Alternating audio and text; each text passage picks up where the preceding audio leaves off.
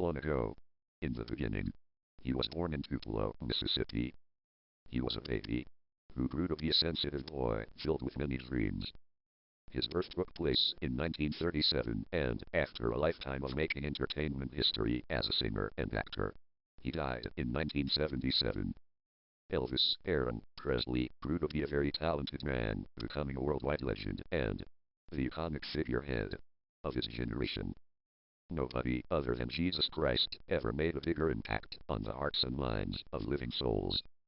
Elvis really knew how to sing a song. Elvis knew how to use his talent to communicate at a time when the American culture needed to be freed from bondage. Many other singers and actors have come and gone before Elvis and after Elvis, but none will be remembered in the same way. That man who had music pouring out of every pore in his skin, that man who left the world with many wonderful memories, is more popular now than when he was alive. His music is still heard. His movies are still popular. And his mansion in Memphis is still a gathering place for adoring, devoted fans. We can read books about Elvis, we can imitate Elvis, we can remember his many contributions to society, portraying the image of a rebel, the immaturity of a rambunctious lover of life, or the natural ease with which he made movie making seem like second nature. But while all of that hoopla was making the news, there was a quiet part to Elvis that only his mother, father, wife, daughter, and close friends ever had the privilege of knowing. He was more than a famous, rich, flamboyant entertainer. Elvis was a living soul indwelling a fleshly body, and his sexuality was very appealing to women. In some ways, he was a victim of his own biological urges, but in other ways, the spiritual side of Elvis was the real reason for his success. He did what he did without a college education, yet he was instinctively smarter than most people. Elvis could almost read the minds of those around him, knowing their weaknesses or strengths, and he could intuitively make very wise decisions. His purpose on this planet was not obvious to everyone who knew him or knew about him. He succeeded in demonstrating the meaning of love, emphasizing respect for parents, maintaining loyalty for friends, and honoring God by singing gospel songs that contradicted his own lifestyle.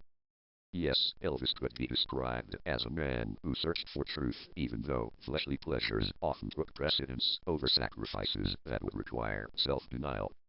His divorce, his use of drugs, and his debilitating health problems eventually took him away from his fans. All we can do now is remember what he accomplished during his career. In spite of mistakes or imperfections, Elvis was the kind of person that any parent would be proud to have as a child. My son, Harrison, reminds me of Elvis in many ways.